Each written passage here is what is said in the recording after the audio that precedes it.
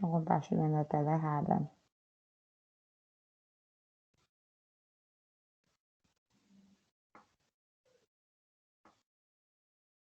Marcando dele. Tá aqui.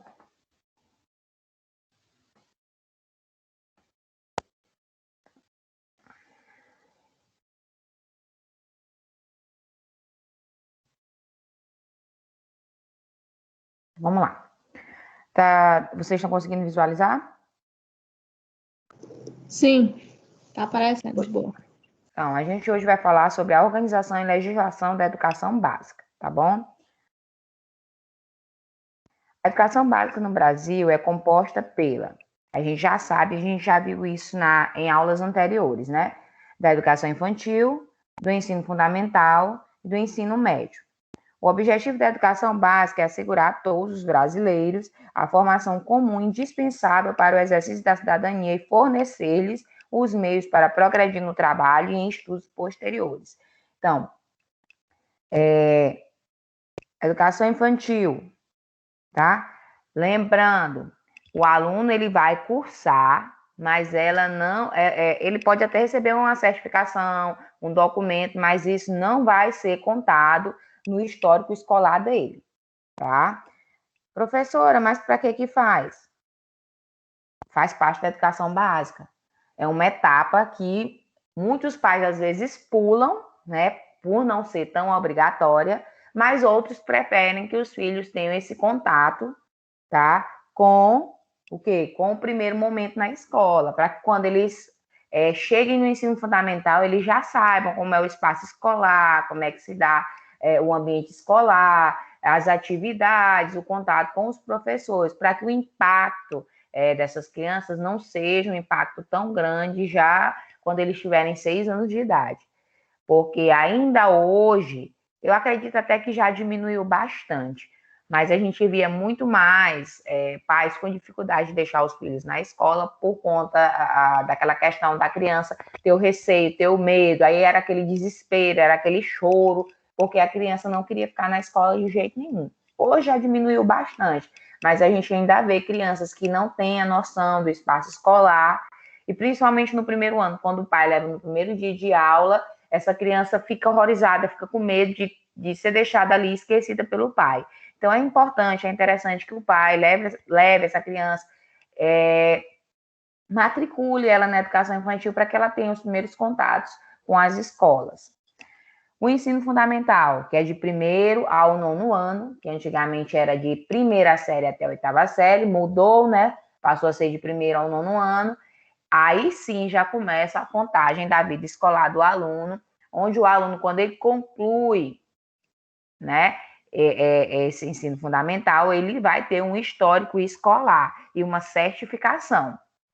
Isso também vai acontecer lá no ensino médio. O aluno só vai ser matriculado no ensino médio se ele tiver justamente essa certificação, tá? E esse histórico escolar. É uma exigência para que se faça essa matrícula. Acontece matrículas com declarações? Sim, mas o aluno fica com pendência na escola, tá? Aí, no final das contas, ele não recebe uma documentação se ele não apresentar a documentação que ficou em falta. Alguém quer falar?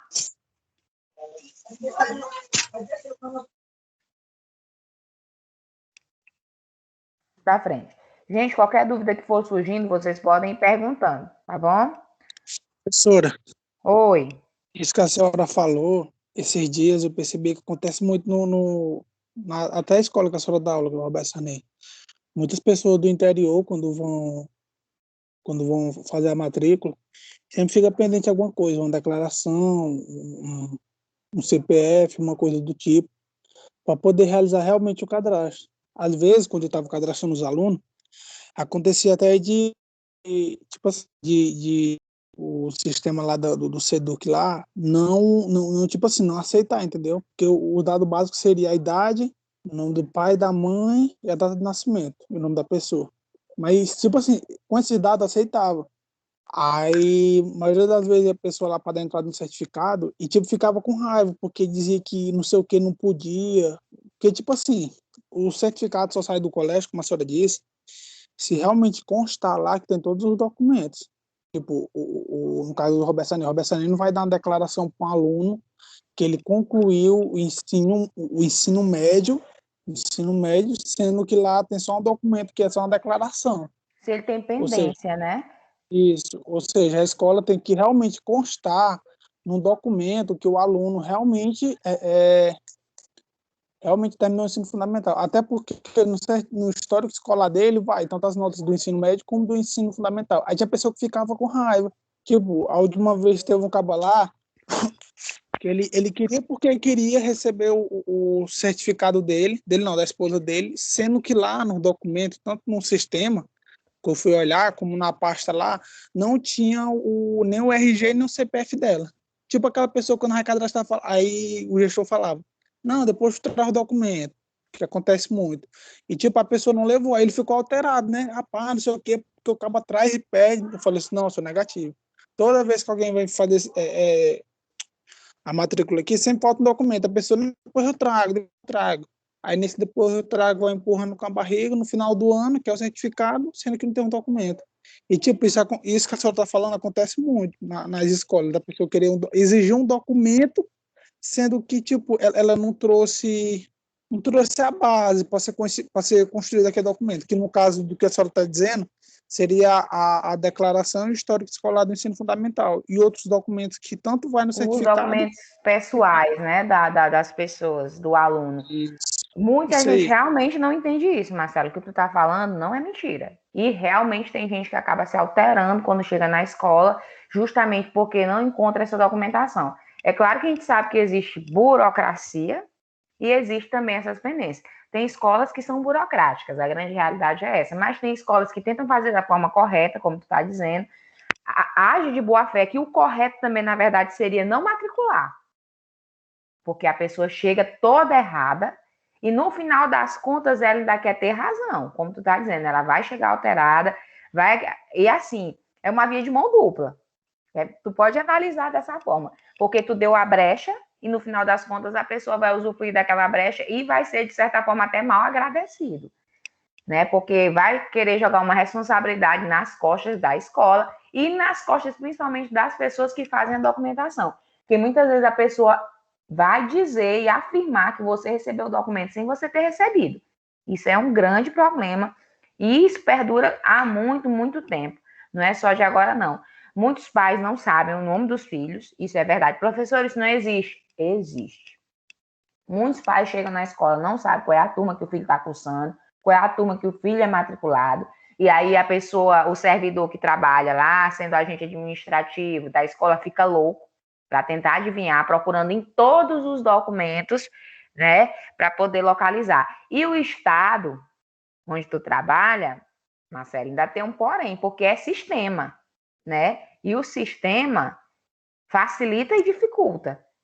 Facilita, eu acho, Isso até que aí, no fato da procura, né? Mas dificulta porque não tem como tu fazer um documento se realmente não tiver lá. isso aí. Professor, a senhora tocando nesse assunto aí, teve até uma hora que a senhora falou, uma aula que a senhora deu aí sobre, tipo, o acompanhamento eu lembro que nós fizemos até um trabalho, a senhora pediu, referente do acompanhamento do aluno, tipo, na sala de aula, tipo, o pai com o aluno e o pai para com a escola. Porque o que a senhora falou é verídico. Teve muitos pais, e não é criticando o pessoal do interior. Peraí, só um minuto, mãe. Posso? Peraí.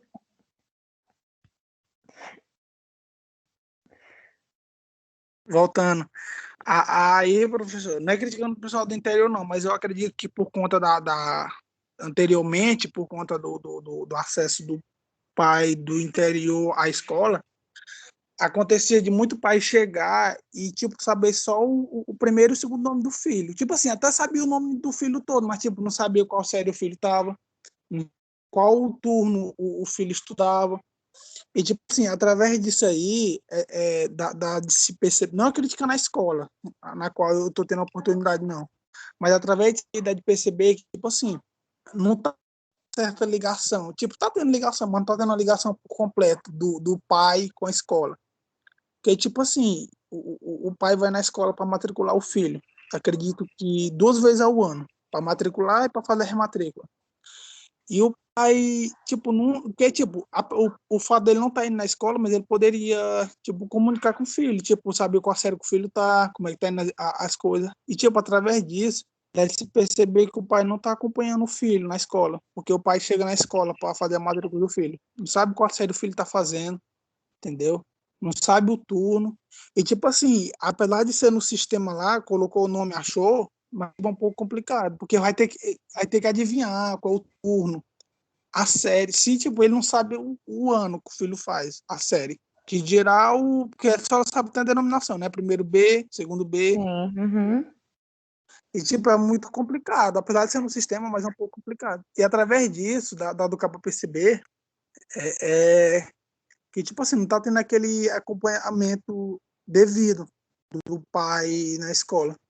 E, tipo, isso influencia tanto no aprendizado do aluno, como no processo por inteiro, né, do PPP da escola, que a senhora sabe que o PPP envolve todo mundo. Eu acredito que o PPP envolve todo mundo, envolve tanto o aluno, a escola, como o pai também entra, reconhecendo e tendo a obrigação de ajudar, né, nesse desenvolvimento do aluno na escola.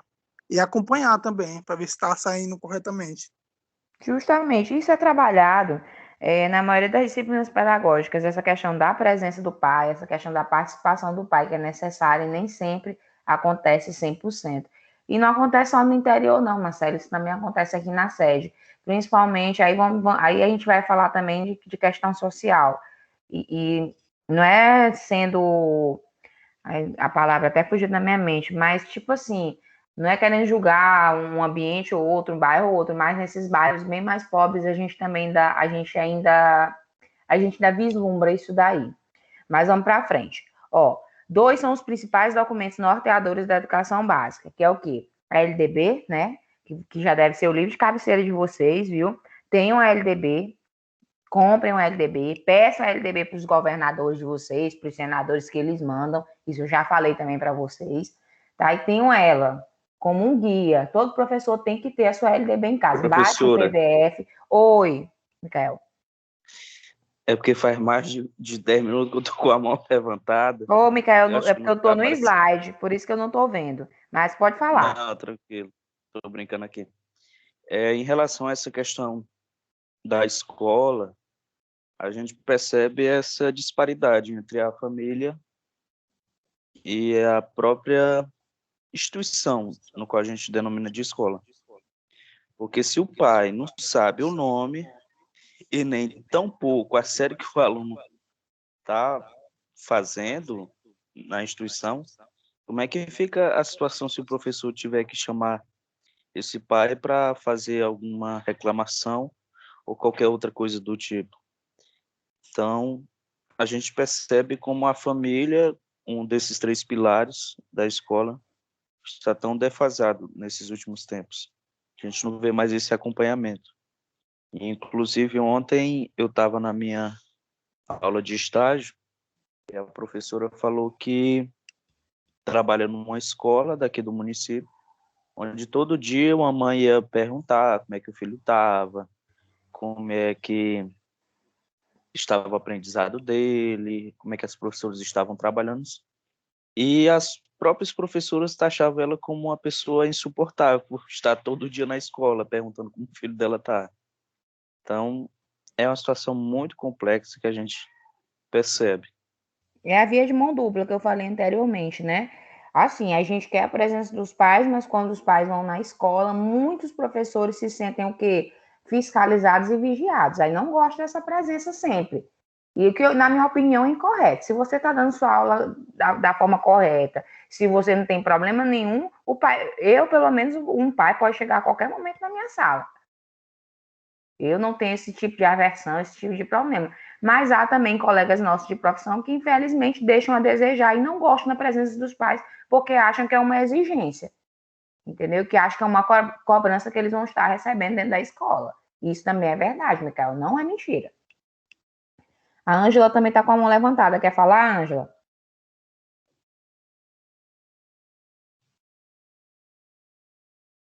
Vamos para frente. Se quiser falar, pode abrir o microfone, pedir licença e começar a falar, viu, gente? Porque eu estou nos slides, às vezes eu não vejo as mãozinhas de vocês levantadas aí. Aí sim, eu falei que nós temos 2 documentos, né? Os 2 principais documentos norteadores. É claro que nós temos mais, tá? Eu estou falando dos principais, que é o quê? A Lei de Diretriz e Base da Educação, tá?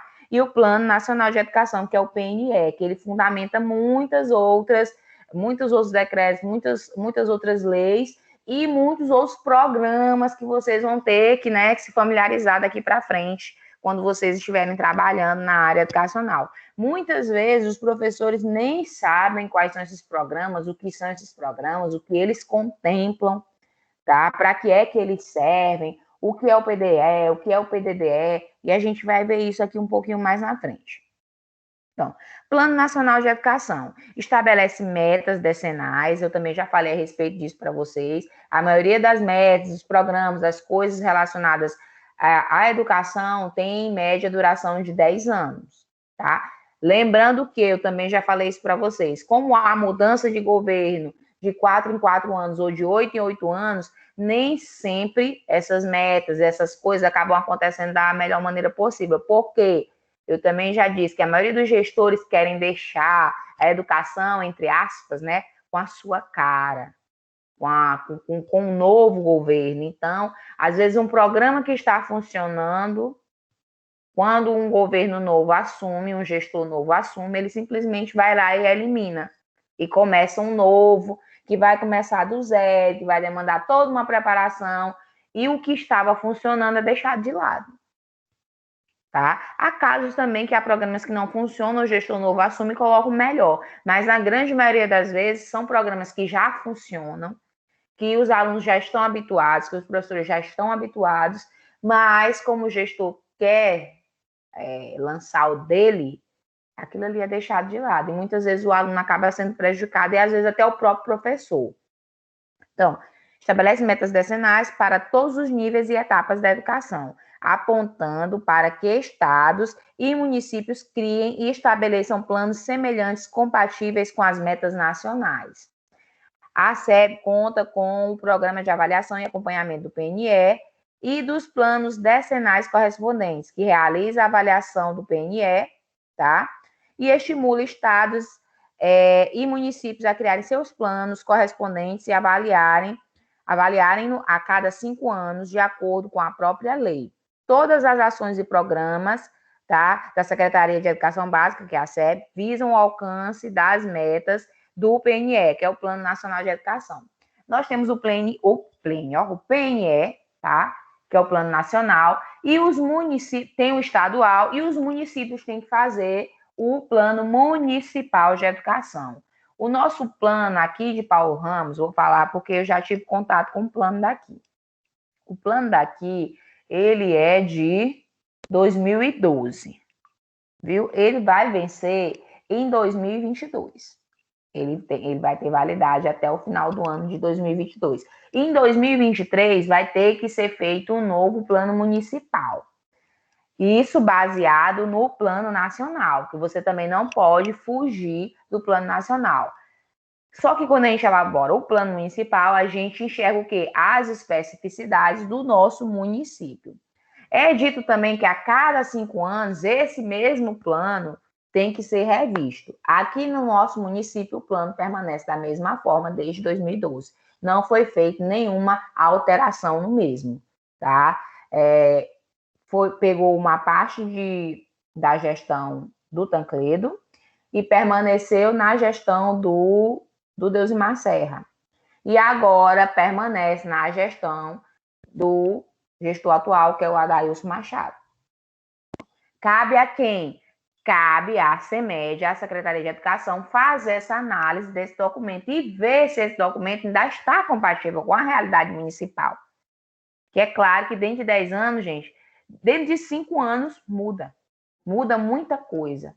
Embora seja muito mais fácil deixar um plano, que às vezes acaba ficando obsoleto, valendo por 10 anos sem fazer nenhuma modificação nele. Mas é interessante que se faça, assim, as modificações que forem necessárias. Até porque tem metas que já foram alcançadas e tem outras que não. Então, você vai ter que ver outras estratégias para que aquela meta que está lá, que ainda não foi alcançada, consiga ser. Conselho Nacional de Educação. Tá aqui outra coisa que foi muito questionada. Eu estive numa formação, gente, tá com uns 15 dias mais ou menos, da Undime, da União dos Dirigentes Municipais do Estado do Maranhão, lá em São Luís, e foi questionado muito essa questão do Conselho Nacional de Educação. No caso, foi questionado... Professora, Diz, Micael. é porque eu paguei essa disciplina no terceiro período, aí tinha um aluno, na verdade ele era insuportável, ele fazia muita crítica a Undime. Aí eu queria entender por que existem algumas pessoas que fazem essa crítica a Undime, dizem que ela é obsoleta, que não serve para a situação educacional. Eu vou te Essa era dizer uma a dúvida minha que eu queria. opinião com relação à Undime. Assim, a Undime, vamos falar assim no popular, tá? Não sei se o teu conhecimento vai bater com o meu. A Undime, na minha opinião, é uma empresa. É uma empresa o quê? De assessoria. Ela presta assessoria aos municípios. Com ônus. O que acontece? A gente tem que manter A gente faz um pagamento anual para a Undime e ela fornece um leque de possibilidades para os municípios. O que é que acontece? Que eu vou te dizer, Micael. Muitas vezes os municípios não usufruem. Alguns municípios são inadimplentes e outros que são adimplentes não usufruem do que a Undime pode oferecer. A Undime é uma equipe de assessoramento, principalmente para, assim, no meu caso, que sou uma nova gestora, está sendo muito útil. Porque, assim, o que a gente precisa com relação à questão de dúvidas, ele tem um pessoal específico para, por exemplo, para cada programa. No caso aqui, que é o que eu vou falar para vocês agora, sobre o Conselho. Aqui é o Conselho Nacional, mas nós vamos falar também sobre o Conselho Municipal, que tem que estar apto, tem que estar fundamentado, tem que ter ata, tá? O Conselho Municipal que eu tenho ainda é referente à gestão anterior, então eu tenho até o final do mês de março para criar um Conselho Municipal novo. Aí vamos falar de política, tá? Professora, se a senhora tem um conselho municipal que está vigente, porque o conselho municipal daqui está vigente, por que a senhora quer fazer outro? Porque nós estamos falando de política. O conselho municipal que nós temos hoje, aqui em Paulo Ramos, eram de pessoas que faziam parte da gestão anterior, gente. Então, nós temos que criar um conselho para deliberar pela gestão atual. Se o Deusmar Serra tivesse ganhado, e eu vou falar a mesma coisa aí de Lago da Pedra, se o gestor de vocês anterior tivesse ganhado, com certeza ele não ia mexer no conselho. Entendeu? Ia permanecer o mesmo. Professora, pelo amor de Deus, não diga uma possibilidade dessa, não. Não, mas eu só tô te falando como exemplo, entendeu? Porque assim... Professora, oh meu Deus. Porque, o Conselho Municipal é o que delibera tudo com relação à questão educacional. Eu não posso fazer nada sem que seja aprovado pelo Conselho Municipal. Prestação de conta, mudança, tudo isso. Eu estou trabalhando agora, Micael, aí vai caber a questão do decreto, tá? O decreto 36.531, se eu não estou enganada, né? De 3 de março, que foi a nova publicação do Estado do Maranhão, dando as orientações sobre a questão dos funcionamentos dos órgãos públicos, incluindo a questão do espaço escolar. O que acontece? A gente ia iniciar híbrido aqui em Paulo Ramos, não sei aí em Lago da Pedra, mas vou falar em Lago da Pedra do Instituto, né? Que é o que eu tenho conhecimento, porque meu filho estuda lá. O Instituto estava na forma híbrida. Me corrija se eu estiver errado. Aí, assim, separaram os alunos, né? E cada grupo ia num dia específico. O que ficava em casa, assistia aula em casa, e o que ia para a escola, assistia aula presencial. Tudo bem. A gente ia começar nesse modelo aqui em Paulo Ramos, até já falei isso para vocês. Baixou o decreto. Vamos lá. Tudo que a gente articulou caiu por terra, infelizmente. Então, eu estava trabalhando num documento, tá? No documento novo que está até aqui, não sei se vocês vão conseguir vislumbrar. Mudou a tela? Para vocês? Mudou. Então, vamos lá, ó. Esse protocolo vem aqui de medidas pedagógicas para as atividades remotas em decorrência da pandemia de corona. É um protocolo que eu estou fazendo para o município de Paulo Ramos. Tá aqui, ó. Isso aqui eu posso simplesmente entregar nas escolas e pedir, exigir que os professores façam? E aí, o que é que vocês acham? A Secretaria de Educação pode chegar, fazer a impressão do documento, ou então enviar para as escolas de igual, façam desse jeito aqui. Pode ou não pode? O que é que vocês acham? A senhora pode tudo. Olha aí. Poder até que eu posso, mas eu posso arrumar um processo. Por quê? Porque eu preciso que o Conselho Municipal aprove esse meu documento bem aqui. Se o Conselho Municipal não aprovar esse meu documento, eu não consigo colocar em prática esse protocolo para as aulas remotas.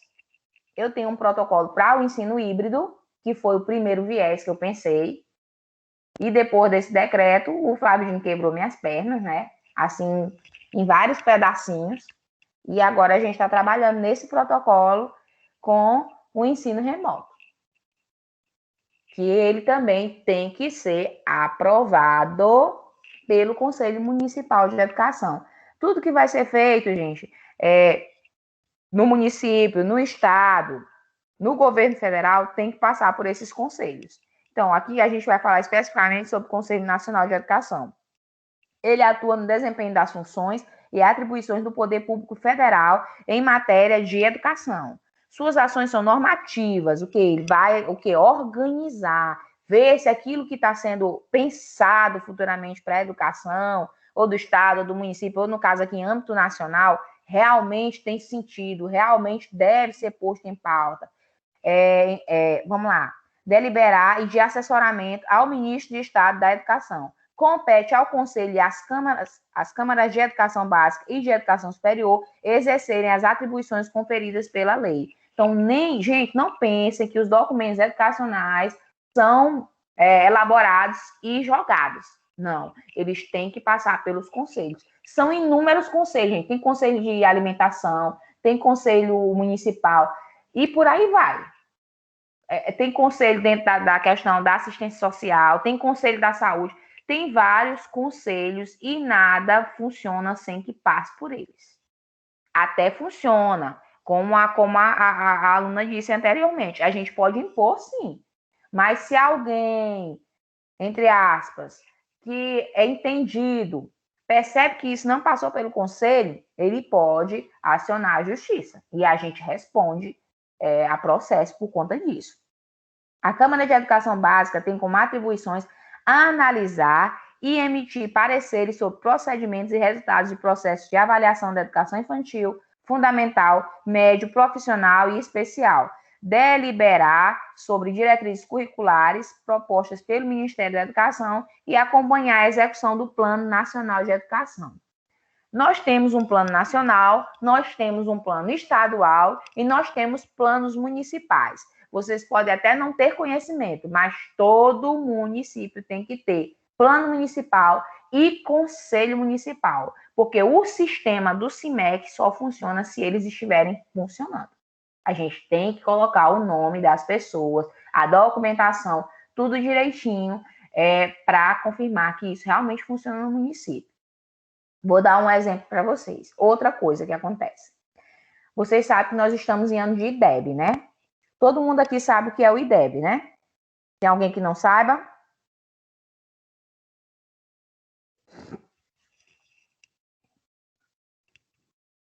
Eu não sei.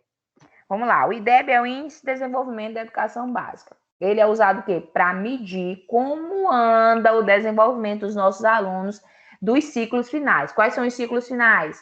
Vamos lá. Das séries iniciais é o 5º ano, das séries finais é o 9º ano e do ensino médio é o 3º ano. Então, os alunos do 5º ano, os alunos do 9º ano e os alunos do 3º ano do ensino médio, eles passam por avaliações. A avaliação agora tem o nome de SAEB. Antes era Prova Brasil e Provinha Brasil. Isso mudou. Passou a ser chamado de SAEB, tá? Que é o sistema de avaliação das escolas brasileiras. É mais ou menos isso, se eu não estou enganada. Esse sistema, gente, ele verifica como é que está o nível de entendimento, de conhecimento dos nossos alunos dos finais dos ciclos. Para ver o quê? Se as escolas realmente estão alcançando as metas de ensino a cada 2 anos, que isso acontece nos anos ímpares. O estado do Maranhão tem uma avaliação específica do Maranhão, que é a SEAMA. Vocês já ouviram falar da SEAMA, que é um sistema também de avaliação do estado do Maranhão? Sim. Vamos lá, já ouviram falar da SEAMA? Gente, nós estamos vivendo um período de pandemia, já desde o ano passado. Aí eu vou perguntar a opinião de vocês. Eu quero ouvir de vocês se vocês concordam ou não com a aplicação dessas avaliações esse ano, tanto da SEAMA quanto do SAEB. Tem nem sentido, professora. Tem alguém que É um ano atípico, né? Tem alguém que concorde com a aplicação? Ou todo mundo pensa que nem o Micael, que não tem sentido a aplicação dessas provas esse ano? Mas tem alguém que pense o contrário, que pense que sim, que a prova tem que acontecer? Sim, tem que acontecer. Olha aí. Tem alguém que pensa diferente. Tu tá pensando da mesma Daiane? Agora justifica, vai lá. Tu tem justificativa? Eu acho assim, desde que seja presencial, porque se for online, vão pescar as coisas, né, não? Olha aí o ponto que você bateu. Essas avaliações terão que ser presenciais. Aí me diga se não é uma demagogia do governo lançar um decreto suspendendo, dizendo que os alunos não têm que ir para a escola, e ao mesmo tempo manter uma avaliação que vai aglomerar. E o aluno vai ter que ir para a escola porque ele só faz de forma presencial. Por isso a contradição aí nesse sentido. E outra.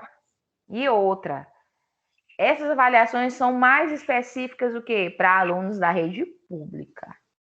E a realidade da rede pública, gente, é que os alunos não têm acesso. Como é que esses alunos vão estudar os conteúdos se eles não têm acesso? Como é que eles vão conseguir tirar uma boa nota se eles não têm acesso? Se eles não estão assistindo a aula, a verdade é essa. Os nossos alunos da rede pública não estão assistindo aula. Exceção, escolas modelos, exceção, escolas militares, esses sim estão assistindo aula. Isso aí, se eu disser que não, eu estou sendo demagoga e mentirosa. Mas os alunos das escolas militares, vou dar o exemplo bem aqui de Bacabal, eles estão assistindo aula e o índice deles de aprovação nos vestibulares e no Enem não caiu. Porque o acompanhamento é diferenciado. Porque, vamos também ser realistas, a maioria desses alunos que estão lá no militar são alunos que passaram por processo seletivo e a grande maioria são filhos de gente que tem condição. Professora, quem tem dinheiro não vai botar? Bota porque o ensino da escola militar é de qualidade. Tem pai que tira o filho da particular e bota lá na escola militar porque ele passou no processo seletivo. Isso é verdade, não é mentira. Então, esses conselhos, gente, são o quê? Para deliberar, para dizer, para aprovar ou não ações, documentos que venham a ser propostos pelos municípios, pelo Estado e pelo governo federal. Nada acontece sem que passe por eles, tá? Tudo tem que passar pelos conselhos. Aí vamos para a LDB, Lei de Diretrizes e Bases da Educação. A LDB regulariza em âmbito nacional a base comum do currículo, a carga horária e presença mínima em aula e as formas de promoção de série, cabendo aos estados, municípios e até mesmo às escolas a normatização das peculiaridades regionais e locais, curriculares e de calendário de promoção de série e a expedição de documentação escolar de cada aluno da educação básica. Outra coisa que é um grande problema, e a gente falou lá no início da aula, que é a questão da expedição de documento. Não vou me aprofundar mais nisso, porque a gente já falou muito. Marcelo falou da dificuldade que ele enfrenta, né, no trabalho dele, por conta dessa questão dos pais E não vou longe. Às vezes você que é aluno, concluiu o ensino médio, nunca teve coragem de ir buscar seu certificado. Eu acho que com vocês isso não aconteceu porque vocês tiveram que se matricular, né, na UEMA. E para a matrícula foi exigido o histórico e o certificado de conclusão de vocês. Mas tem muitos alunos que concluem o ensino médio, gente, e passa 10, 15 anos. Aí quando ele precisa uma vez na vida, ele vai enlouquecer a vida do agente administrativo da escola para localizar esse documento lá nas faixas. O Estado hoje, graças a Deus, já tem um sistema mais organizado, você já faz análise aqui pelo computador, mas ainda tem dossiê, ainda tem documento lá no arquivo morto da escola que dá o maior trabalho para você localizar. Outra coisa também, há aluno que vai recebe o histórico e entrega o histórico original, ou no trabalho, ou lá na UEMA mesmo, ou em outra faculdade que ele vai fazer, e depois fica enlouquecendo também o juízo do agente administrativo para refazer uma segunda via, viu? E essa segunda via, gente, por lei, elas podem ser cobradas, viu? Mesmo em âmbito público. Atuais políticas e programas. Atualmente, nós temos o quê?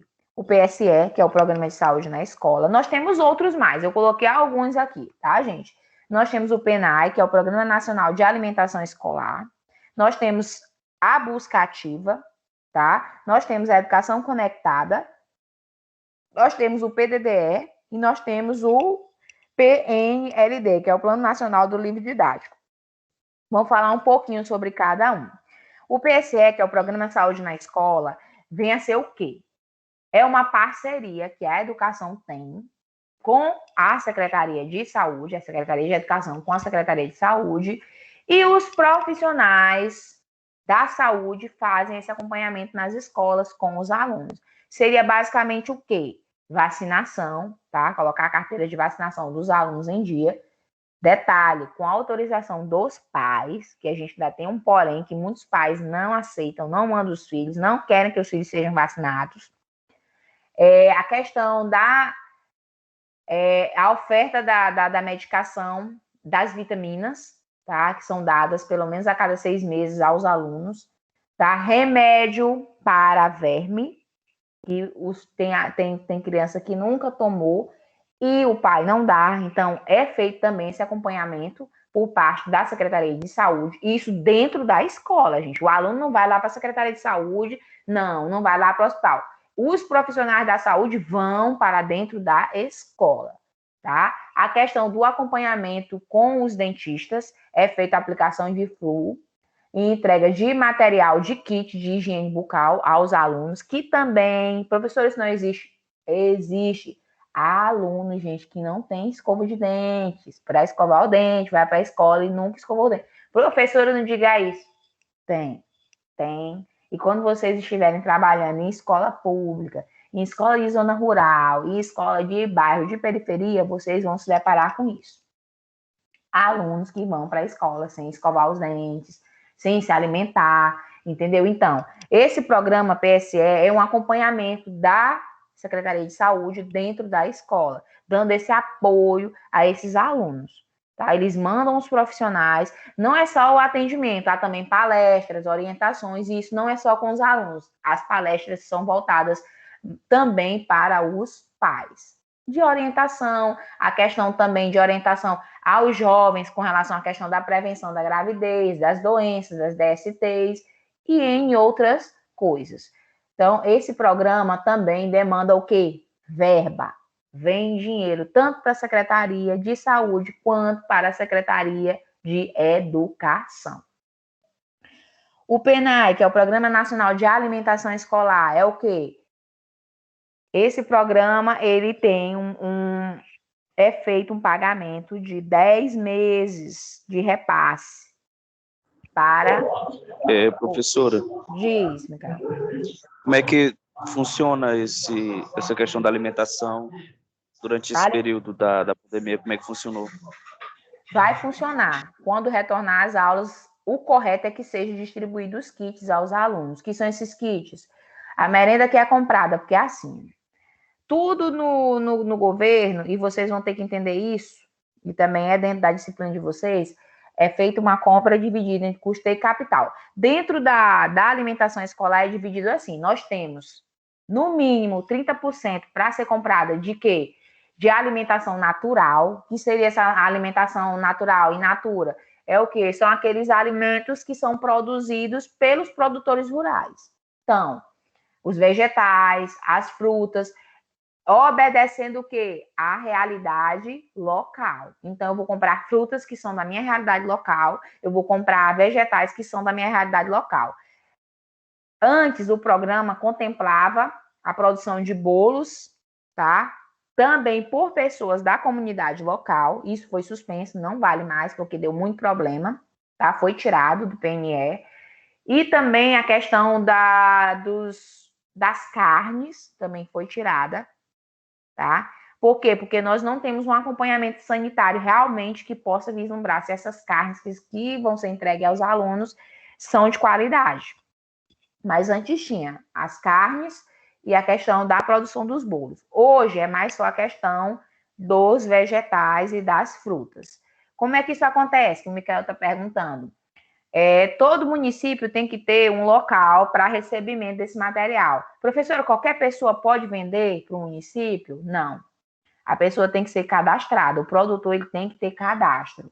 Como é feito esse cadastro? É feito um levantamento, é feita uma fiscalização pela vigilância sanitária para verificar se esse produtor realmente tem produto de qualidade, porque também se a vigilância sanitária não aprovar o espaço onde está sendo feito, né, esse cultivo desse alimento, a forma como o produtor está levando esse alimento para o depósito da merenda escolar, ele não é aprovado.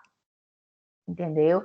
Então, esses produtores vão fornecer esses produtos vão ser deixados no depósito da merenda escolar e a nutricionista, nesse caso, na separação dos kits, com outras pessoas que vão estar lá auxiliando ela, tá? Vai preparar esses kits.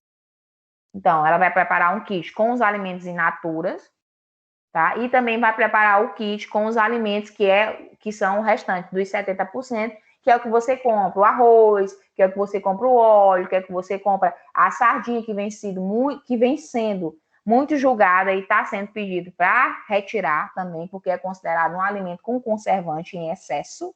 Alguns nutricionistas não estão querendo aceitar, mas pela nova norma não se pode ofertar mais a sardinha. E se ela for ofertada, só pode ser ofertada uma vez por mês aos alunos. Professora, Oi, diz.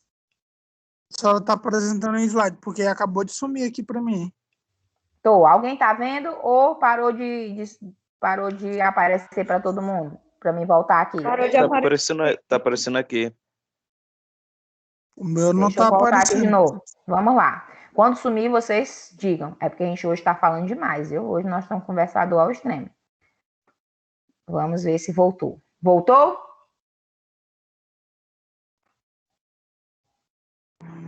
Não, professor, voltou não. Voltou. Pronto, vamos lá, vamos para frente. A gente já falou de PSE, que é o Programa de Saúde na Escola. A gente falou de PENAI. Respondi tua pergunta, Micael? Sim, no caso, professor, eu queria saber era sobre a situação da pandemia, porque estavam criando kits para os alunos. Justamente, esses kits vão ser entregues aos pais nas escolas, viu? Porque a merenda não vai ser feita na escola, então os kits vão ser entregues aos pais. Vão ser montados os kits, como eu falei, pela nutricionista, tá? E aí esses kits serão distribuídos a esses alunos. Quem vai buscar, na verdade, na maioria das vezes, são os alunos que não têm tanta condição, tá? Os pais desses alunos que são um pouquinho melhor, eles nem vão buscar. Mas vai ser distribuído. Oi. Aqui no Paulo Ramos está tendo isso? Ainda não, porque as aulas ainda não iniciaram. Mas assim que as aulas iniciarem, os kits serão distribuídos aos alunos. Viu? Aí, assim, nós temos o Busca Ativa, tá? O ano passado funcionou aqui em algumas escolas.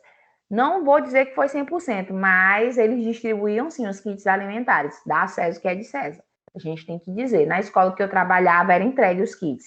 A nutricionista ia e fazia essa entrega aos pais que iam buscar na escola. Nós temos o Buscativa. Alguém já ouviu falar do Buscativa?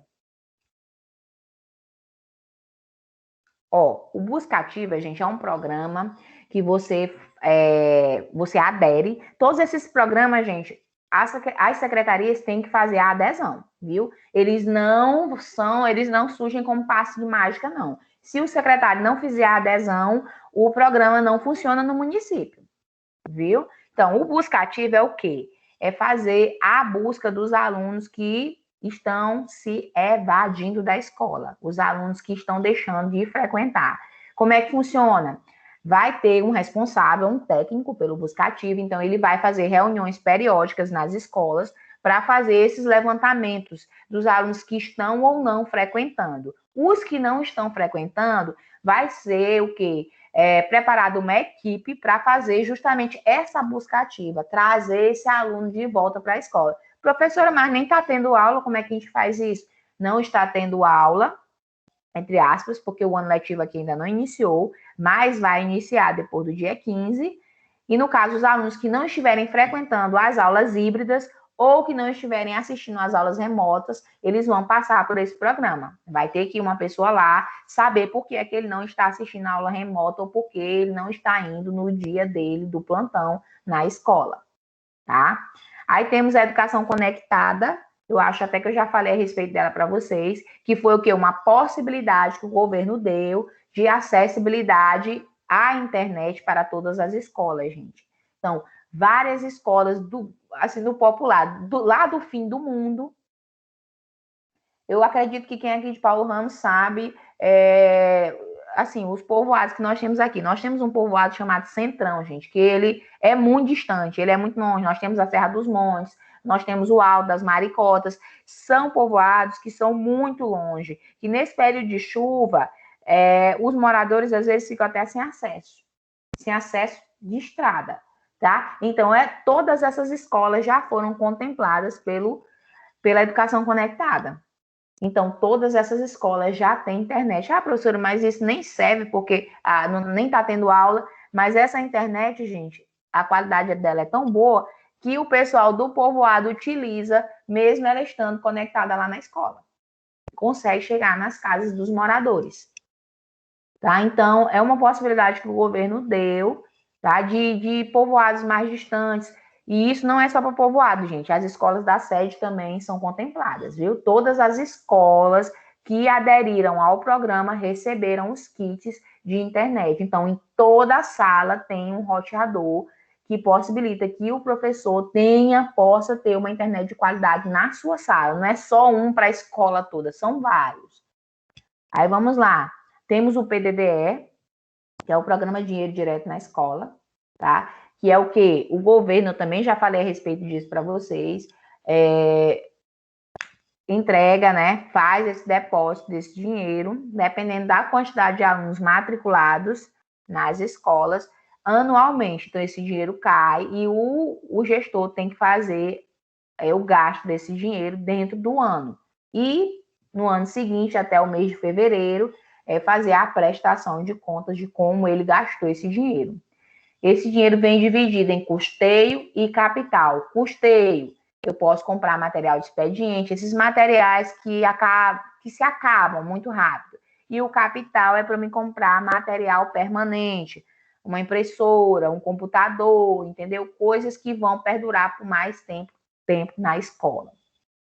E temos o Plano Nacional do Livro Didático, tá? Que é o quê? O governo também oferta às escolas esses livros didáticos, mas para isso as secretarias também têm que fazer a adesão ao programa, demonstrar que tem interesse de receber esses livros. Esses livros não vêm por acaso, gente, eles vêm por quê? Porque as secretarias aderem ao programa.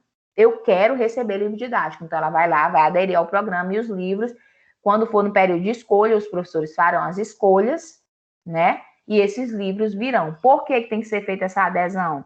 Porque eu vou colocar lá, quando eu fizer a escolha do livro, a editora que eu escolhi.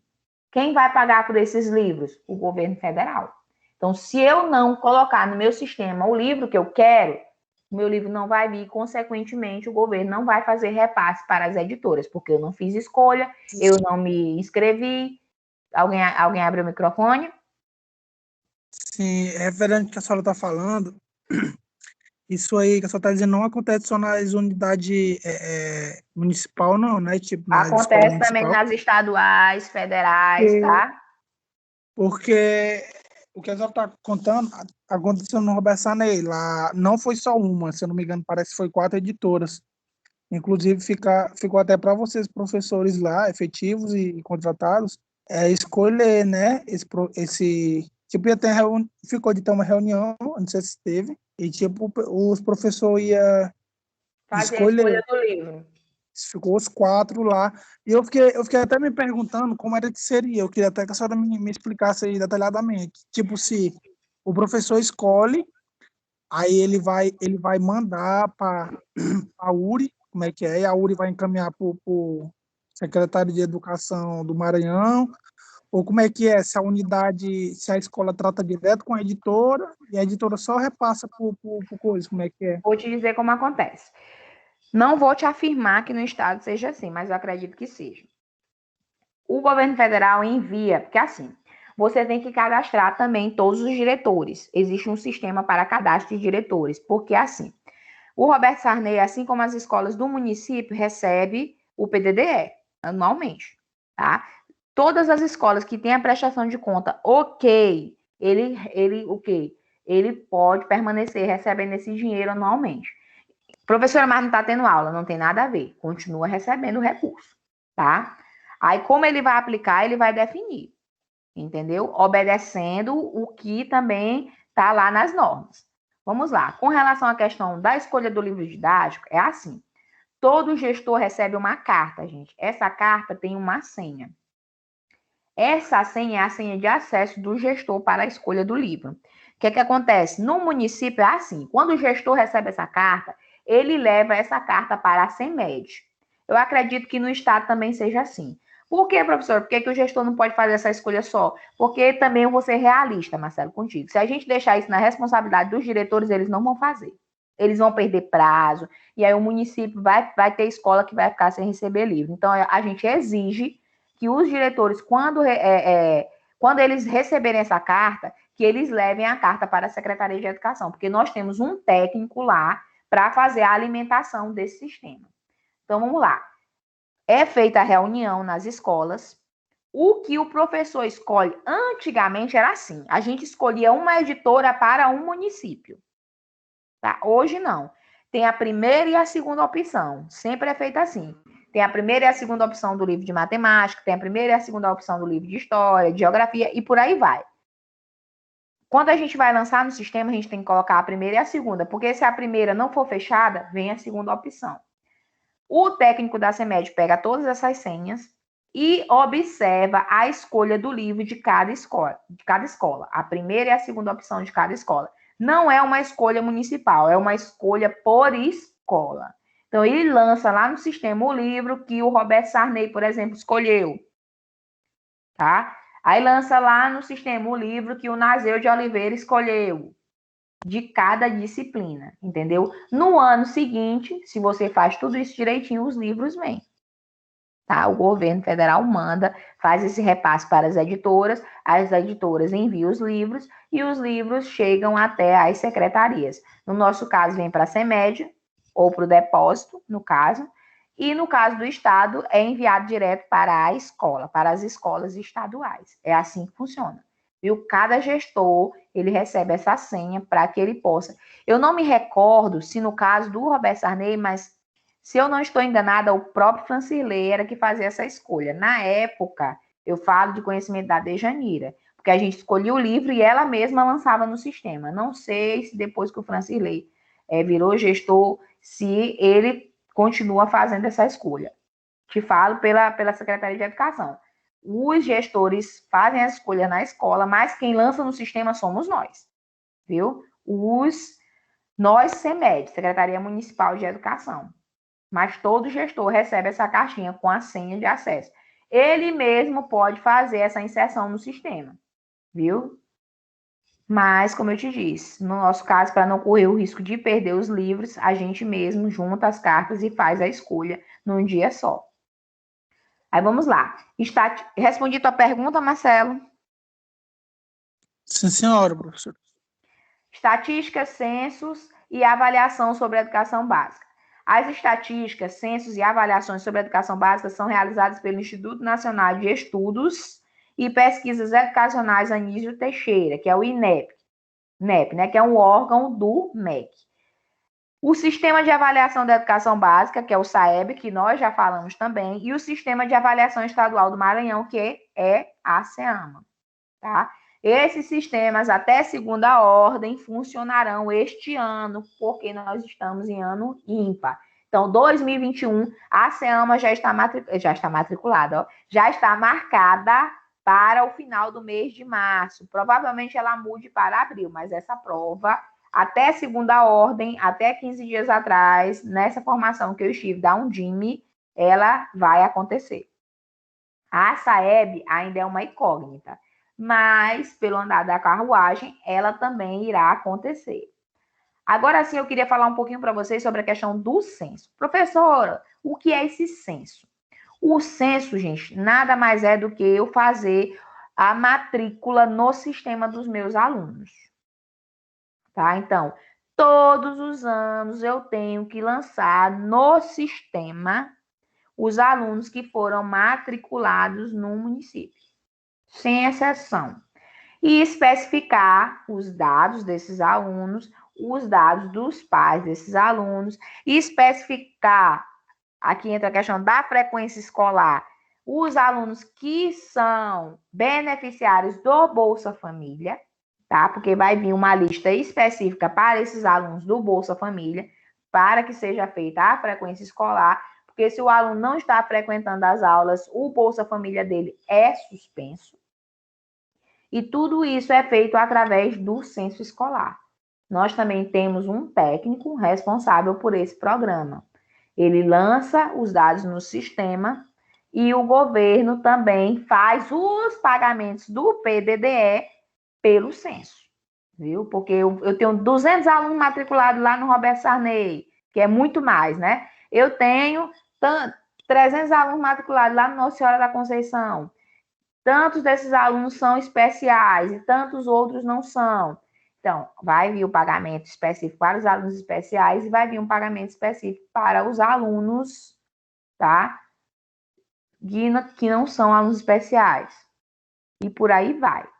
Entendeu? Então, o censo é o quê? Eu saber quantos alunos eu tenho matriculados no meu município, quantos alunos eu tenho matriculados no estado. O que acontece? O Marcelo, ele está matriculado no Roberto Sarney, mas o Marcelo foi transferido para São Luís. Lá ele se matriculou em outra escola e não foi dado baixa no nome do Marcelo aqui no Roberto Sarney. O que acontece? Vai ter uma duplicidade. Acontece muito isso. Aí cabe a quem? Cabe às secretarias entrarem em contato com as escolas para ver se esse aluno realmente está ou em Paulo Ramos ou lá em São Luís. Porque quando dá essa duplicidade, o governo aciona os dois municípios para que eles identifiquem se o aluno está realmente no município A ou no município B, porque ele não vai pagar duplamente. E isso aí, essa brecha aí, o governo não perde, viu, gente? Ele aciona as duas secretarias, ele aciona os dois municípios para que verifiquem de onde é realmente aquele aluno. Porque ele não vai fazer, diz, pagamento duplicado. Não, o que a senhora está dizendo aí não acontece só no município, não, acontece no estado também, no estado. Né? Por quê? Pois Porque o estado também recebe o PDDE, as escolas estaduais também recebem esse recurso. E essa análise desse recurso é feita pelo censo. Porque quando eu estava cadastrando alguns alunos lá, às vezes aparecia a mensagem, tipo, esse CPF já está cadastrado. Aí olha aí, viu como o sistema é inteligente? Então, esse aluno já estava, e não foi dado baixa naquela escola. Pois ou naquela secretaria. Aí eu lá no sistema do aluno colocava o nome dele, o nome da mãe dele, aí aparecia como ele estava, eu não sei se é Rui Barbosa, no Vitorino, no Marajá. Aí ele estava como cadastrado lá no Marajá, tipo... Aí Tipo, é uma matrícula dupla, né? Não pode. isso. Aí, no caso, ia ter que. No caso, fez só transferência de lá para cá, para o Roberto Sanei. No caso, não foi preciso. Tipo assim, foi descadastrar ele lá na escola lá, mas usar os Mas mesmos ele dados. tem que dar o comando de que aquele aluno saiu da escola. Se não der o comando, dá a duplicidade. Pois é. Isso aí Entendeu? aconteceu muito agora. Acontece muito, na verdade, o que a senhora está falando aí. É porque o sistema, nesse ponto, ele já é inteligente. Quando se fala de recursos, gente, o governo não quer perder, o governo não quer pagar duas vezes. Tem alunos que são matriculados até 3 vezes. No Estado, é ótimo, porque o Estado tudo é sistema. Mas nos municípios não, gente. Nem todo município tem sistema próprio. Tudo ainda é lançado só por um sistema, que no caso são as secretarias de educação, as secretarias municipais. No teu caso, Marcelo, lá da escola, a escola já tem uma certa autonomia, porque a própria escola já pode verificar isso. As escolas aqui do município Paulo Ramos não tem como verificar, só a Secretaria de Educação. Aí vamos lá, educação infantil. A educação infantil a gente já falou muito também, que é a primeira etapa da educação básica, tem como finalidade o desenvolvimento integral da criança até 5 anos de idade, em seus aspectos físico, psicológico, intelectual e social, complementando a ação da família e da comunidade. A educação infantil será oferecida em creches ou entidades equivalentes para crianças de até 3 anos de idade, tá? Pré-escolas para crianças de 4 a 5 anos de idade, tá bom? Isso aí é a divisão. Caiu até na prova de vocês, né? Gestão democrática. A gestão democrática da escola, os materiais didáticos pedagógicos e a formação do professor são fatores determinantes para a qualidade social da educação, que formam indivíduos críticos e criativos preparados para o pleno exercício da cidadania. É com esse objetivo que o Departamento de Políticas de Educação Infantil e Ensino Fundamental formula políticas educacionais, propõe e coordena suas ações. Gestão democrática é falada e deve acontecer na escola. Aí também entra a questão lá do PPP, que vocês falaram no início da aula, e também a questão da presença dos pais na escola. E participação, não é só ele ir na escola, mas ele tem que participar ativamente do que acontece na escola. Quando eu falo isso, não falo só no sentido de participar dos projetos, mas participar das deliberações escolares. Subsidiar a ação pedagógica de creches e pré-escolas. A Coordenação Geral de Educação Infantil busca subsidiar os sistemas de ensino na elaboração de normas e ações político-pedagógicas, respeitando peculiaridades desta etapa da educação básica. Sua meta é a melhoria da qualidade da educação da criança de 0 a 6 anos. Por que entrou 6 anos aqui, gente? Porque tem crianças que com 6 anos ainda vai estar lá na educação infantil por conta da questão da data de corte lá, da idade do aluno, viu? Que é até dia 31 de março. Com esta finalidade, foram criados e disponibilizados programas e materiais que vêm contribuindo para aumentar o atendimento e a qualidade na área de educação infantil. Gente, quem é que subsidia a pré-escola e a creche? É o governo ou é o município?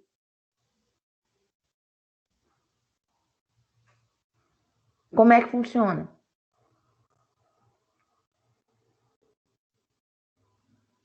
Antes, eu já disse isso também para vocês, era tudo por conta, era o quê? Muitos municípios tinham aversão na criação de creches, de novas creches, de novas escolas de educação infantil. Por quê? Porque tudo era recurso próprio. O município tinha que financiar essa educação infantil com recurso próprio. Tá? O governo mandava ajuda? Mandava, mas era irrisória, era mínima. Hoje, a educação infantil, ela também é contemplada pelo governo federal, tá? Assim como as escolas de primeiro ao nono ano e ensino médio. O que acontece? Esse repasse aumentou, graças a Deus. Não ficou só nas costas dos gestores municipais. Mas o que acontece? A escolha dos livros da educação infantil acontece da mesma forma que no ensino fundamental e médio? O que é que vocês acham? Sim ou não?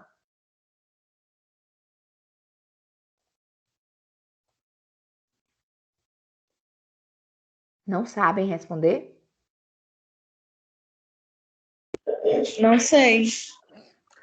Não acontece da mesma forma. Professora, pelo amor de Deus, quem já foi em creche, quem já foi em escolas de educação infantil, eu acho que já percebeu que muitas vezes os professores trabalham com materiais xerocopiados, né? Com cópias. Não funcionam com livros. Por quê? Porque esses livros são comprados pelo município, não são ofertados pelo governo. O que acontece? As editoras vêm, fazem a propaganda dos livros deles. Aí eu vou dizer aqui uma parcial para vocês. Eu já recebi 3 editoras. A última eu não me recordo o nome, gente. Não vou mentir para vocês. Mas eu já recebi a Moderna, eu já recebi a FTD. Vocês querem que eu diga para vocês o orçamento da FTD e da Moderna? Para vocês terem uma noção?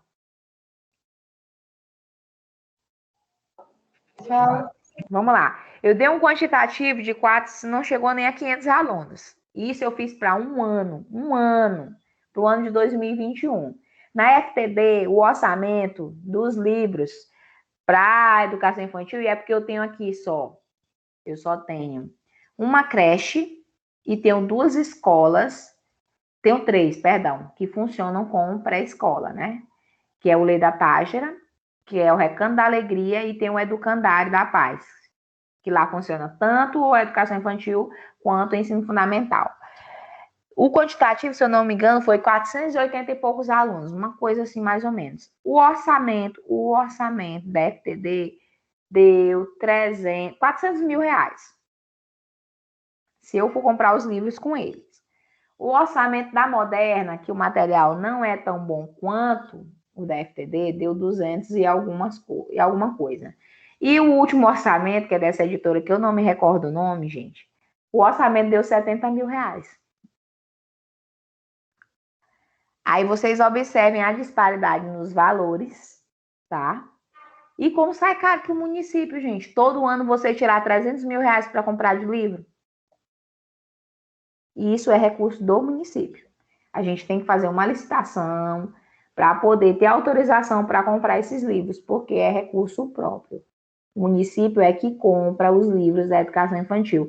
Por isso que muitos alunos da educação infantil não trabalham com livros, porque é muito caro para o município. A gente está tentando comprar livro para esse ano, mas por conta também da pandemia, está quebrando mais uma vez minha perna em várias partes. O ensino fundamental, que a LDB, em seu artigo 5º, afirma que o acesso ao ensino fundamental é direito público subjetivo, podendo qualquer cidadão, grupo de cidadãos, associação comunitária, organização sindical, entidade de classe ou outra, legalmente constituída, e ainda o Ministério Público acionar o poder público para exigi-lo. Então, esse ensino fundamental pode acontecer nas escolas já registradas normalmente, públicas ou particulares, ou também em outras instituições, igrejas, se ela tiver autorização para funcionar, tá? ONGs, se tiver autorização para funcionar, associações comunitárias, organizações sindicais, entidades e classes ou outras legalmente constituídas. Todas essas instituições aqui, se conseguir comprovar legalmente que tem um espaço que vai realmente funcionar como escola, vai receber uma autorização para funcionar. Mas isso também, gente, é burocrático, não é?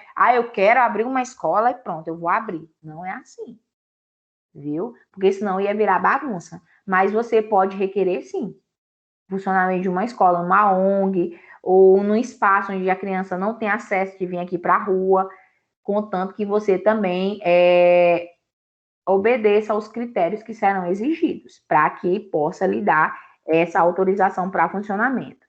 Aí vamos aqui, no artigo 32, afirma que o ensino fundamental é obrigatório com duração de 9 anos, gratuito na escola pública, iniciando-se, aqui está errado, aos 6 anos de idade, terá por objetivo a formação básica do cidadão mediante o desenvolvimento da capacidade de aprender, tendo como meios básicos o pleno domínio da leitura, da escrita e do cálculo, viu? A compreensão do ambiente natural e social, do sistema político, da tecnologia, das artes e dos valores em que se fundamenta a sociedade. o desenvolvimento da capacidade de aprendizagem, tendo em vista a aquisição de conhecimentos e habilidades e a formação de atitudes e valores. O fortalecimento dos vínculos de família, dos laços de solidariedade humana e de tolerância recíproca em que se assenta a vida social. A gestão democrática da escola, os materiais didático-pedagógicos e a formação do professor são fatores determinantes para a qualidade social da educação, que forma indivíduos críticos e criativos, preparados para o pleno exercício da cidadania. É com esse objetivo que o Departamento de Políticas de Educação Infantil e Ensino Fundamental formula políticas educacionais, propõe e coordena suas ações. Então, eu vou preparar meu aluno para viver em sociedade, respeitando as especificidades, as diversidades que esses alunos têm, que eles contemplam. Se eu tenho um aluno que o nome dele é Raimundo, isso acontece mais no ensino médio, gente. Eu desconheço no ensino fundamental. Não sei aí na região de vocês. Mas se você tem um aluno que ele é, entre aspas, ele é homossexual, gente.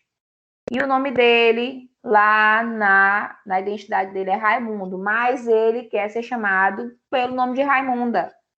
Ele já tem brecha na lei para ser chamado pelo nome social dele, que é o nome de Raimundo, e o professor vai ter que respeitar isso na sala de aula e chamar. E a própria escola vai ter que orientar os professores a fazerem isso, porque é direito dele, do aluno. Isso já é contemplado mesmo no âmbito educacional. Confunde muitas vezes? Confunde. Mas é algo que a gente também vai ter que começar a se habituar.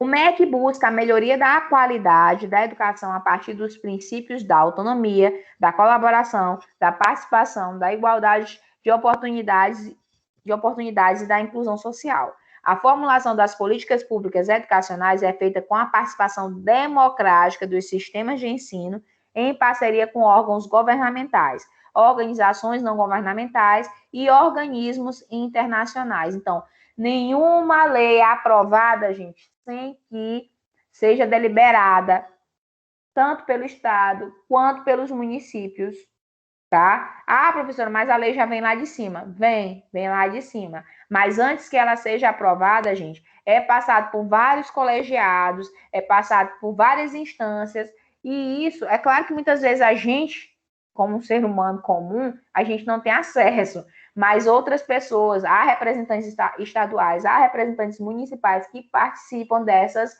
reuniões de deliberação, tá? É uma minoria, sim, mas que representa uma maioria. Nada pode ser aprovado sem a aprovação dos representantes de vários segmentos. O ensino médio, que é a Lei de Diretrizes Básicas da Educação, estabeleceu como sendo dever do Estado a progressiva extensão da obrigatoriedade do ensino médio. O Plano Nacional de Educação, Lei 10.172 de 2001, sancionado pelo Congresso Nacional de 2001, e estabeleceu metas para a educação no Brasil com duração de 10 anos que garantisse, entre muitos outros avanços, a elevação global do nível de escolaridade da população, a melhoria da qualidade do ensino em todos os níveis, a redução das desigualdades sociais e regionais, a ampliação do atendimento na educação infantil, no ensino médio e no superior.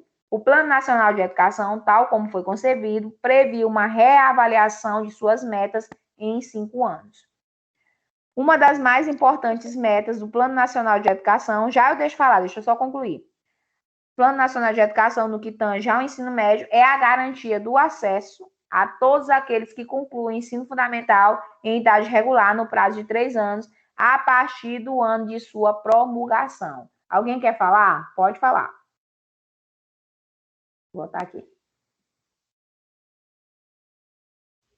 Alguém abriu o microfone e desistiu? Vamos lá. Professora, Diz. queria só dizer que o slide não tá aparecendo de novo. Ô, Jesus. Vamos voltar ao slide. Estamos falando de ensino médio, né? Para a gente não perder tempo. Gente, a gente está finalizando. Sei que a aula está cansativa, mas a gente está finalizando, viu? Tenho só mais um pouquinho de paciência. Vamos lá. Vamos ver se volta. Em se falando de ensino médio, gente, voltou?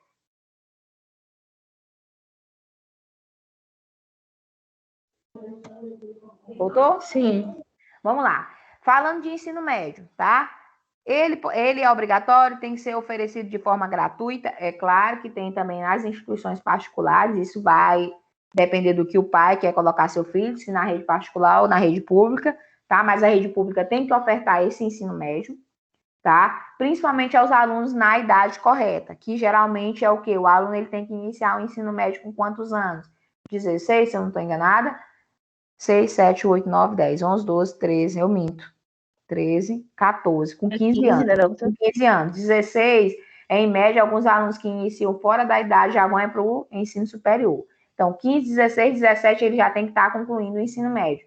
Se ele não concluir esse ensino médio nessa idade apropriada, hoje é ofertado os EJAs, né? Também de ensino médio. E para os alunos que têm uma distorção maior ainda, nós temos a ENSEJA, né? Que é uma avaliação que é feita com esses alunos que não concluíram o ensino médio, mas se eles forem aprovados no ENSEJA, não sei se é no ENAR, na ENSEJA, eu acho que é ENAR, que é uma avaliação. Na ENSEJA, esses alunos vão receber a certificação do ensino médio, mesmo sem ter cursado o ensino médio. Mas isso só é para alunos maiores de 18 anos de idade, tem esse porém, viu? O Fundeb, Fundo de Manutenção e Desenvolvimento da Educação Básica e de Valorização dos Profissionais de Educação, né, que foi criado em 20 de junho de 2007, foi sancionado pela Lei 11.494 de 2007, que regulamenta o Fundo de Manutenção e Desenvolvimento da Educação Básica e de Valorização dos Profissionais da Educação. Gente, Fundeb é o que distribui o dinheiro, tá? Para o quê? Pagamento de professores, para despesas com a educação. Isso em âmbito geral, não para as escolas, mas especificamente para as secretarias, para as prefeituras. Em vigor desde o dia 1º de janeiro de 2007, por medida provisória, o novo fundo substitui o Fundo de Manutenção e Desenvolvimento do Ensino Fundamental e a valorização do magistério. Hoje é Fundeb, antes era Fundef, viu? Alguém vai falar? Ela disse que ela vamos botar aqui, ó. Bota. Alguém abriu o microfone. O Fundo Nacional de Desenvolvimento da Educação Básica, Fundeb, é o principal mecanismo de financiamento da educação básica pública brasileira, formado por recursos provenientes dos impostos, transferências dos estados e por uma parcela complementar de recursos federais. O Fundeb é aplicado exclusivamente na educação básica e a distribuição de recursos é feita de acordo com o número de alunos matriculados nas redes. Vamos lá. Quanto é que vale um aluno? Vamos aqui para vocês terem uma noção. Foi uma coisa que eu também aprendi agora nessa formação. Quanto é que vale um aluno? Não falo de PDDE, falo de Fundeb. Fundeb, viu, gente? Quanto é que vale um aluno por ano? Um aluno da educação básica e um aluno da universidade. Quanto é que vocês valem, gente, para o governo? Para as universidades, vocês sabem? Tu sabe, Micael? Tu sabe, Marcelo? Quanto é que vocês valem por ano para as universidades? 300 e umas coisinhas?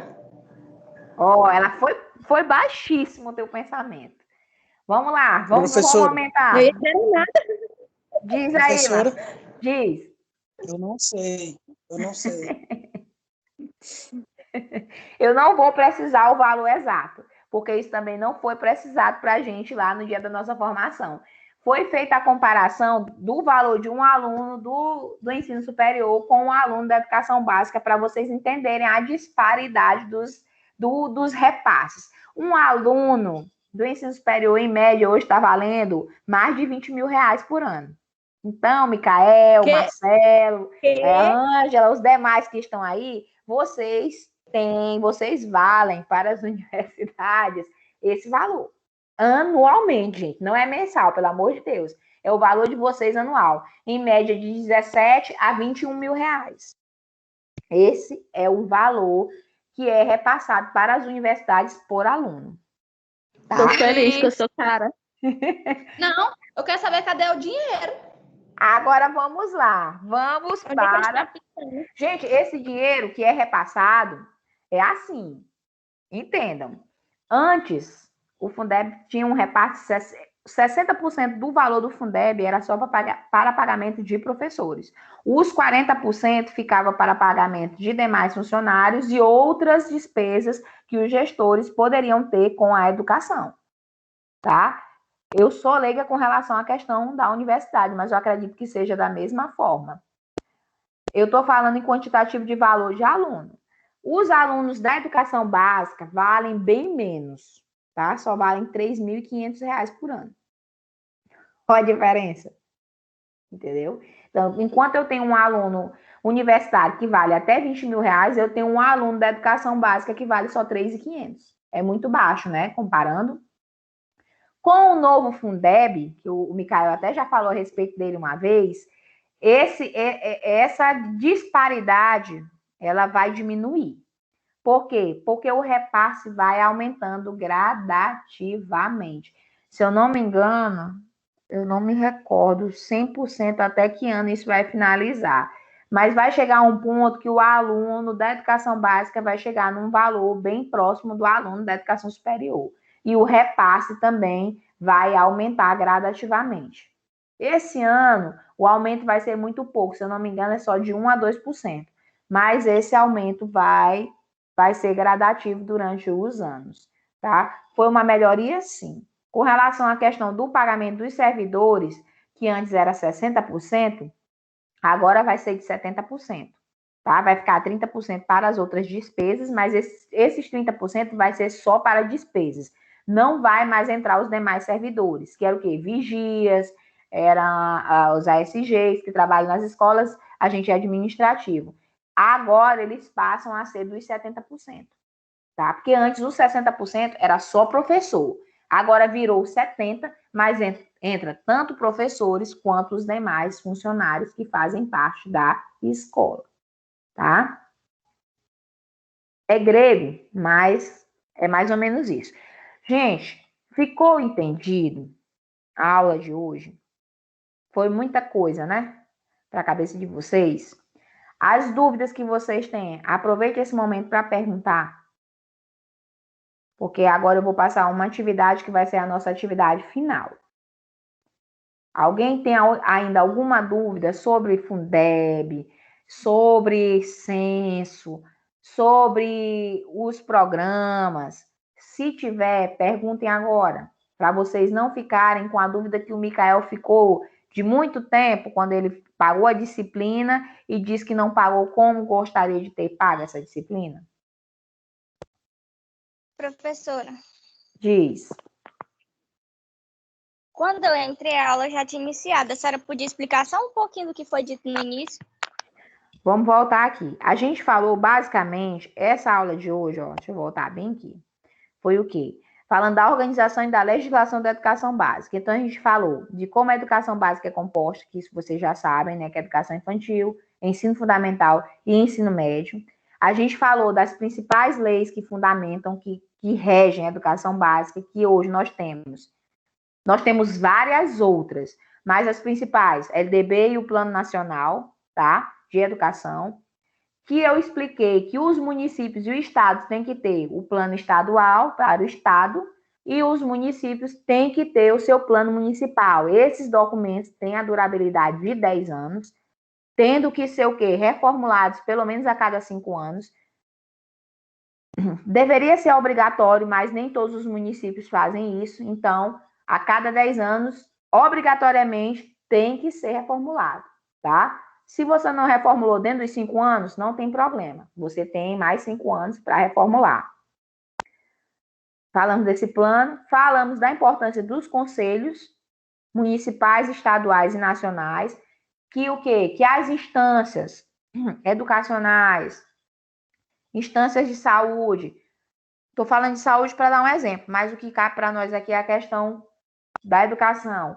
A Secretaria Municipal de Educação, gente, só funciona se ela tiver o Conselho Municipal de Educação ativo, tá? Esse Conselho Municipal tem que estar funcionando, tem que estar registrado em ata e registrado em cartório, que foi um detalhe que eu também não falei para vocês.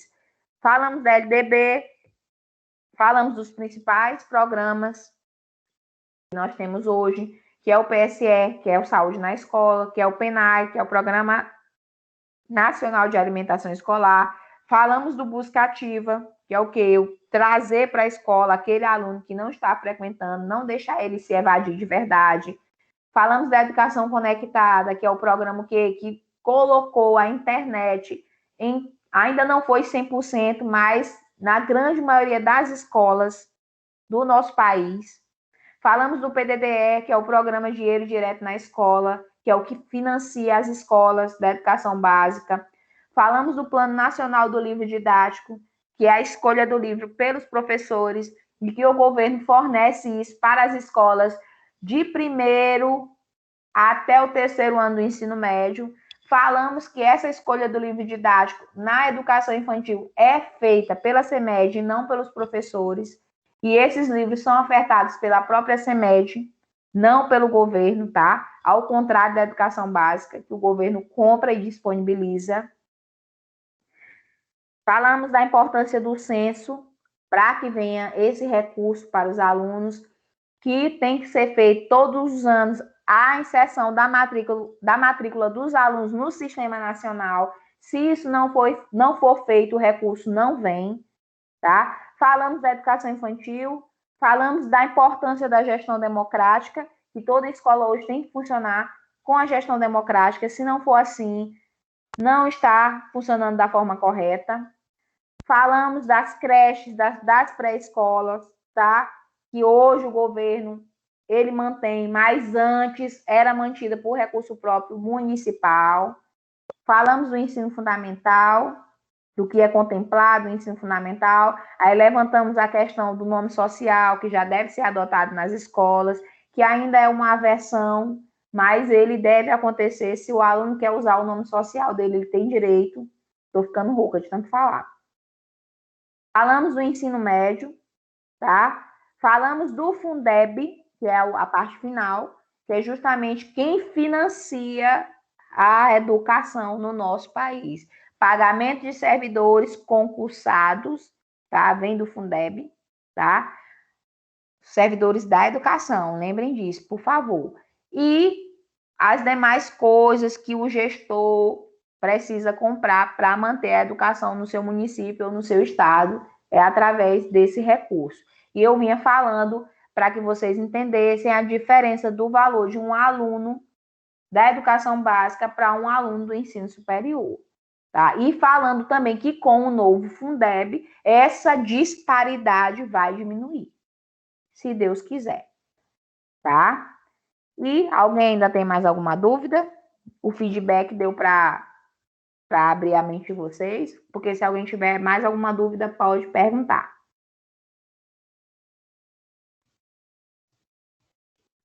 Que hora é a merenda? Já vamos finalizar para vocês irem para casa, né? Nem para merendar. Olha aí, Marcelo. Então vamos lá. Como não tem mais dúvida, vamos para a nossa atividade final. Vamos lá. Vocês vão escolher, tá? Um dos programas abaixo e em grupo. Isso aí eu vou deixar a critério de vocês, tá bom? Vocês vão separar os grupos de 5 a 6 pessoas, tá bom? Porque mais do que isso é gente demais. Aí fica até complicado para vocês organizarem o trabalho. Então, escolha um dos programas abaixo e em grupo façam uma síntese e um vídeo sobre o que o mesmo abrange. Vocês vão me enviar essa síntese e o vídeo até o dia, deixa eu olhar bem aqui o calendário. Gente, eu queria que vocês me enviassem isso, não vou colocar no sábado, porque eu só tenho até o dia 23 para fechar as notas de vocês. Então, vocês vão ter essa semana e a outra. Tem como vocês me entregarem isso até o dia 20? Eu vou parar a gravação, para não ficar na gravação, e aí para a gente poder finalizar aqui a aula. Parar a gravação.